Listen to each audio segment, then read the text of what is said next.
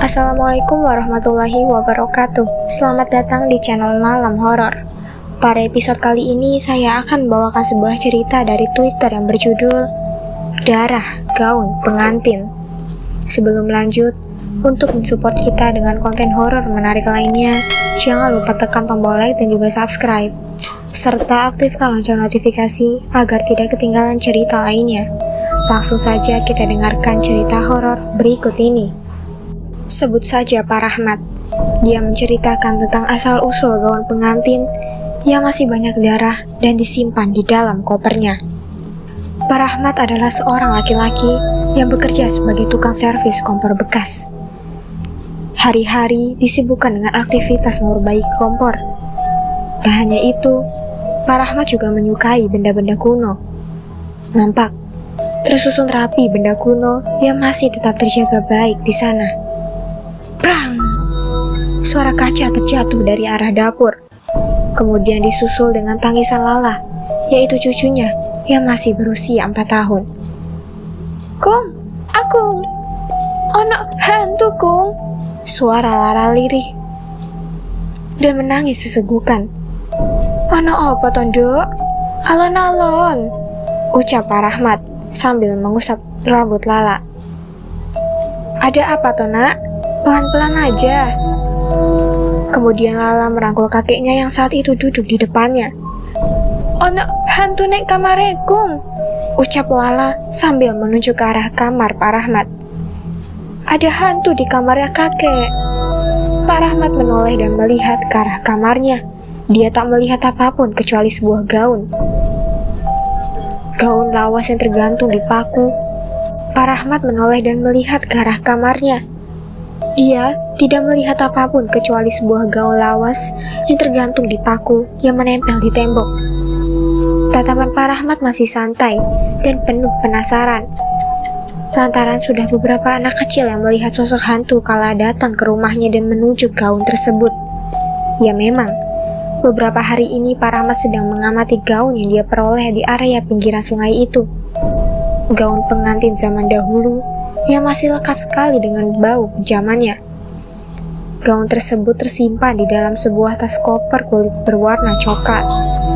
Ia menemukan koper tersebut berada di dalam tanah yang saat itu memang akan dipakai untuk keperluan lahan berlubang di samping rumahnya. Tas koper tersebut tidak nampak menakutkan sama sekali. Namun saat membukanya, Pak Rahmat terkejut lantaran koper tersebut berisi sebuah gaun pengantin Belanda. Rahmat kemudian membawa tas koper itu pulang dan kemudian mencuci gaun tersebut. Nampak terdapat warna merah yang saat dibersihkan tidak dapat hilang. Sudah direndam oleh cairan pemutih juga, namun noda warna merah tidak hilang. Karena kegemarannya dengan benda kuno, Pak Rahmat tetap merawatnya dengan baik. Tiap 3 hari sekali dia mencoba untuk membersihkan gaun tersebut. Niatnya untuk menghilangkan noda merah tersebut. Namun, sejak membawa gaun dalam koper tersebut, suasana rumah menjadi berubah. Banyak kejadian aneh yang terjadi. Istrinya, Sundari, sering mendengar suara perempuan yang menangis tiap tengah malam. Sundari tergolong wanita yang berani. Saat jam loncengnya berbunyi, pasti suara tangisan perempuan itu mulai terdengar. Sundari dengan berani bangun dari tidurnya dan melihat ke ruang tamu. Sumber dari suara itu berasal, tak salah lagi, kecurigaannya selama ini benar. Gaun pengantin yang dibawa oleh suaminya itu memang menyimpan aura mistis dan riwayat yang kelam. Tangisan yang dia dengar tiap malam berasal dari sosok perempuan pemilik gaun tersebut. Sejak saat itu Sundari tidak memperbolehkan suaminya untuk menyimpan koper berisi gaun itu di kamar. Mas, sebenarnya sampean ini udah tahu atau belum kalau gaun itu medeni? Tanya Sundari.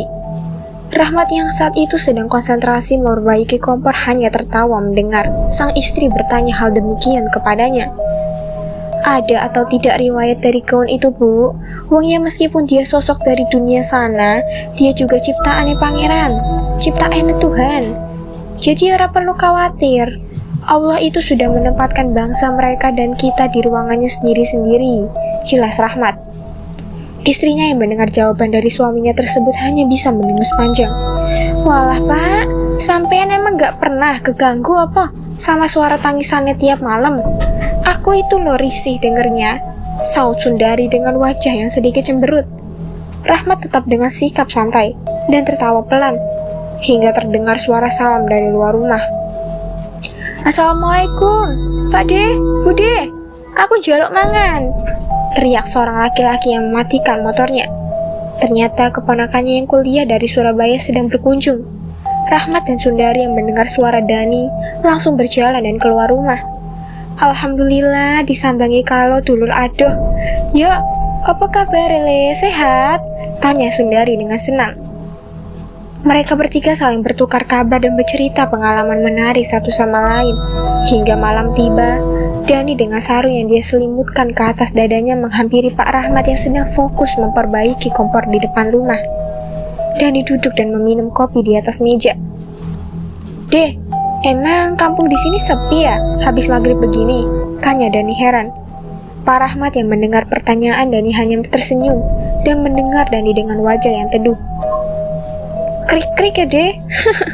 Tapi nikmat ya di sini, gak ada kegaduhan suara dan kanan dari kiri. Jelas Dani. Rahmat masih fokus dengan kompor di hadapannya dan melewatkan omongan Dani. Dan yang bingung saat itu hanya bisa celingak-celinguk dan menatap layar handphone. Dirinya jenuh karena saat itu hanya suara jangkrik yang ramai di telinganya. Akhirnya dia berdiri dan berjalan masuk. Berniat untuk melihat koleksi benda kuno Pak D-nya yang terlihat rapi di lemari kayu besar di ruang tamu. Dia melihat banyak benda seperti telepon duduk, arloji, serta benda-benda kuno lainnya di sana. Hingga tatapannya menyorot sebuah koper yang nampak sangat bagus di ujung lemari sana. Karena Pak D-nya sedang konsentrasi di depan dan tidak ingin berniat mengganggunya, Dani dengan tenang melihat koper tersebut. Nampak sangat tua sekali. Akhirnya dia membuka tas itu dengan dirinya heran. Isi dari tas koper itu adalah sebuah gaun yang terlihat sangat kuno sekali. Dia menarik gaun tersebut keluar dari tas koper, kemudian berdiri untuk melihat bentuk sempurna dari gaun itu. Bolak-balik dia lihat nampak biasa saja. Sampai pada akhirnya dia melihat noda besar berwarna merah di bawah gaun tersebut. Nampaknya rasa penasaran Dani kepada gaun itu sudah diawasi oleh sosok yang tanpa dia sadari kehadirannya. Berdiri tegak berambut panjang di belakangnya, sosok itu mendekati telinga Dani yang fokus melihat gaun tersebut. Tolong, kembalikan anakku.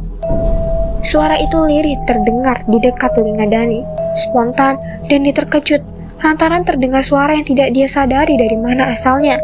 Dani pun kebingungan dan melihat sekitar. Tak ada seorang pun di sana selain dirinya. Akhirnya dengan cepat dia memasukkan kembali gaun itu ke dalam koper. Di tengah malam Dani terbangun dan hendak pergi ke kamar mandi untuk membuang air kecil. Dengan sempoyongan, karena masih mengantuk, dia berjalan pelan, sepi dan juga lumayan gelap. Lantaran di sana ketika tidur lampu pasti dimatikan, selain lampu dari kamar yang masing-masing. Karena letak kamar mandi berada di samping dapur, Dani harus berjalan kaki dahulu ke belakang. Langkahnya terhenti saat mendengar seseorang sedang mengaduk sesuatu di cangkir. Setelah keluar dari kamar mandi, tiba-tiba Dani melihat sebuah kain putih panjang yang berjalan menuju ruang tamu. Dani pun mulai sadar dan fokus dengan apa yang dilihatnya, seperti tidak asing. Belum selesai berpikir, secara tiba-tiba terdengar suara perempuan bersenandung pelan yang mana suara tersebut terdengar mendekati ruang tamu. Dani semakin merinding lantaran lampu di ruangan tamu masih gelap. Itu menandakan tidak ada orang yang bangun saat itu dan berada di ruang tamu. Dengan pelan dia mendekat untuk memastikan bahwa yang sedang bersenandung itu adalah bulenya. Namun saat memastikan dan dia menghidupkan lampu ruang tamu, Dani tak melihat apapun kecuali tas koper yang berisi gaun tersebut terbuka. Karena sudah dirasa aneh dan tidak baik-baik saja, Dani segera kembali ke kamar tidurnya. Tetapi kejadian yang tidak diinginkan akhirnya dia alami. Saat hendak berlari ke kamar, pundaknya ditahan oleh tangan yang dingin. Dani menoleh dengan pelan dan siapa yang berani memegang pundaknya saat itu. Dia sedang terkejut, membelalakan matanya. Sungguh sangat dibuat kaget lantaran yang menahan pundaknya adalah budenya Sundari, istri Pak Rahmat. Mata Sundari memerah dan memakai gaun putih tersebut. Karena sudah tidak aman, Dani menjerit memanggil Pak D-nya dari kamar. Pak D, tolong, Ampun Bude, aku kudu wong nakal, ucap bingung Dani. Paman, tolong. Ampun Bibi, aku bukan orang nakal. Rahmat yang mendengar suara Dani menjerit seketika langsung berlari dan melihat keadaan di luar kamar. Hingga Rahmat terkejut lantaran melihat istrinya yang sudah berubah. Rahmat kemudian dengan tenang mendekati istrinya dan menyuruh Dani untuk menghindar dahulu. Kamu siapa? Kenapa masuk ke dalam raga istriku? Tanya Rahmat. Sosok yang masuk ke dalam raga istrinya tersebut seperti tak bisa mengendalikan emosi. Wajahnya sangat terlihat marah sekali dan penuh dendam. Aku mencari anakku. Mana anakku? Ucap Sundari yang kesurupan itu. Rahmat hanya mendengus pelan dan mencoba tenang. Aku tidak tahu soal anakmu. Aku hanya merawat peninggalanmu, yaitu gaun itu. Tidak ada maksud lain. Jelas Rahmat kepada sosok itu. Tiba-tiba sosok itu menangis sekeras-kerasnya dan kemudian melotot secara menjerit. Matanya menatap ke atas dan kemudian Sundari terjatuh dengan sangat keras ke bawah dan tak sadarkan diri. Dan yang melihat kejadian itu hanya bisa merinding dan ketakutan lantaran liburannya mengajaknya bertemu dengan sosok penunggu gaun pengantin tersebut. Akhirnya Sundari sadar, hanya bisa menangis dan bercerita selama dia kesurupan dia sedang berjalan di masa lalu, di mana kisah dari gaun tersebut dimulai. Sundari melihat seorang gadis bernama Alena sedang tertawa senang di depan kaca besar di ruang tamu. Terlihat beberapa perempuan menghampiri wanita tersebut. Beberapa perempuan tersebut salah satu di antaranya membawa secangkir minuman yang dia berikan kepada Alena. Alena meminumnya dan kemudian beberapa menit kemudian Alena merasakan kesakitan hebat di bagian perutnya. Sundari melihat Alena tergeletak tak berdaya dan bersimpah darah di bagian bawah gaunnya. Kemudian disusul dengan kejadian di mana dia mengeluarkan busa. Nampak Alena dengan sengaja diracuni oleh seseorang. Setelah tidak ada tanda kehidupan dari sosok Alena, Sundari melihat seorang wanita sedang mengambil sebuah koper dan memasukkan gaun yang dipakai Alena ke kopernya. Sundari mengikuti perempuan tersebut yang berlari ke arah sungai. Nampak jasad Alena yang sudah terbungkur kaku dilempar oleh dua orang ke dalam sungai dan kemudian perempuan tersebut membuang koper yang berisi gaun Alena. Saat wanita tersebut kembali, nampak di ruang yang sama Alena diracun. Berdiri seorang pria Belanda yang kebingungan. Wanita yang meracun Alena tersebut kemudian merangkul laki-laki tersebut dan kemudian kejadian tak terduga membuat Sundari kaget. Laki-laki Belanda dan wanita tersebut berciuman dan kemudian memakaikan cincin di jari manis wanita yang meracuni Alena. Hingga kemudian Sundari tersadar dan melihat sudah berada di dalam kamar.